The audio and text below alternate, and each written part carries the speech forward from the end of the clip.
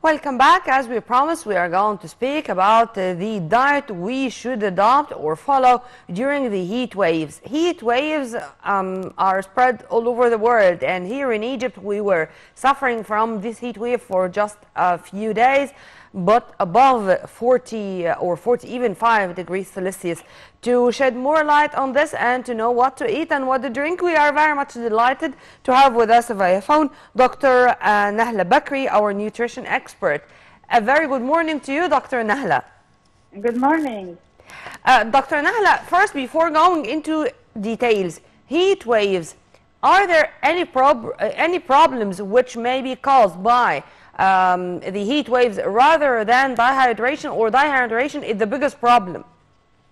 Yes, dehydration is the biggest problem, and to talk a little bit about dehydration scientifically is that you lose a lot of fluids, and with these fluids, when you perspire, or you also lose important electrolytes, essential for your body, and electrolytes are chemicals that are so important for the body and for the nervous system.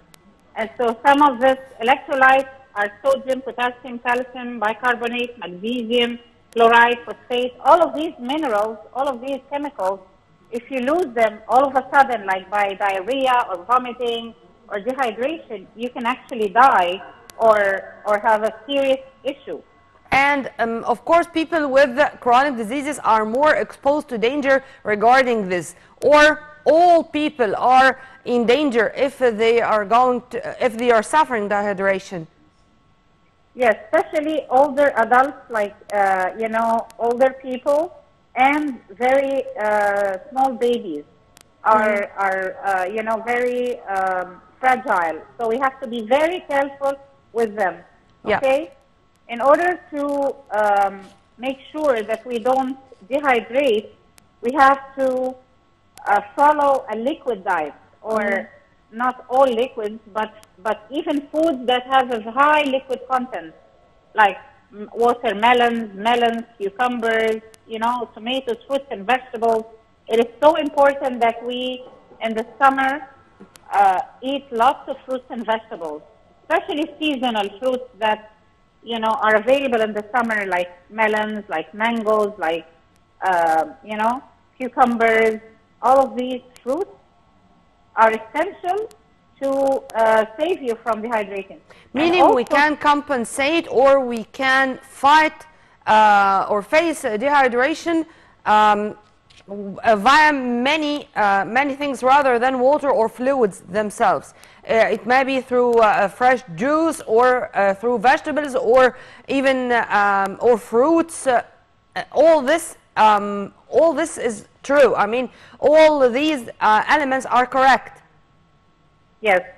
Great. Yes, they're all My correct. question is, they're all fine, but yep, we just need to concentrate on special fruits and vegetables that will boost, your hydration. My question is, you're going to find many people who are going to speak about grapes, for example, about mango, about dates. I mean, the high calories fruits. Some would say, no, I'm not going to eat those special kinds of fruits because of calories and because of the sugar, even if it is fructose or the fruit's sugar. True or false? And how we can manage? Okay. Number one, let me give it to you in steps. How about that? Step number one is water. Of course, we have to have 3 liters of water a day, even if it's detox water or herbal drinks, like mint. For instance, mint is very good for hydration. Okay? And then you also can have a sachet of rehydrant, the rehydrant, محلول الجفاف. It's so important if you're losing a lot of minerals per day. And then number 2, we go to juices. If you just add yogurt or rye to the juice, you will have a double benefit. Number 1, you're going to have the cooling effect. And number 2, you're going to reduce the sugar surge, so you don't worry about the, gaining weight. Because if you add, for instance, yogurt to mango juice, then you have a balanced meal or a drink. And so you're going to be hydrated, and then you will have controlled your sugar intake. You see what I mean? So just let me mention some few drinks that I recommend in this heat wave. A cucumber mint drink, like a smoothie. Cucumber mint, of course, we add rye or yogurt to that. Dr. Nahla, you were speaking melon about the mint. 3 liters of water which we should take every single day. But you know, some people would include a cup of tea, for example, a cup of coffee or something like that into those 3 liters. 3 liters of potable pure water, or the juices or the cafes or the teas are included. The caffeinated drinks are not included in those 3 liters, but for instance, you can count the juices and the herbals from the 3 liters. But caffeinated drinks, you have to exclude. Yes, you have them. I mean, go ahead, have tea, have coffee, but you cannot count them as your 3 liters of water, okay? Yeah. And then I just want to mention before we end that tomato juice and tomatoes are so important in this weather. Okay, tomato juice is very low calorie and it's extremely hydrating because it gives you minerals also. Okay, so we said all of these smoothies, fruits and vegetables, 5 cups daily, and of course for calcium, yogurt, rye, labna, or any white cheese, white colored cheeses, and finally the so essential green leafy vegetables like molokhia, spinach, lettuce, arugula, grape leaves, cabbage, all of these are so essential also for hydration. Dr. Nahla, you mentioned two types of fruits, because tomato is a fruit. 2 types of fruits, for me, they are surprising. I mean, mango and tomato. Mango and tomato are filled also with minerals. I mean, this is not good for those who are suffering some kidney issues. What Absolutely. to do to get the benefits from mango and tomato without being exposed to any dangers? If you have a kidney issue, this is another thing, okay? But I'm talking about normal people. Mangoes have the cure for heat wave internally. Like if you consume mango, you internally are benefited. And also, if you put it as a mask, as a face mask, if you have, for instance, a sunstroke or sunburn, okay, you put the mango on your face, on your body, and it's also gonna heal you from that sunburn. So mangoes are amazing benefits for both internally and externally, okay?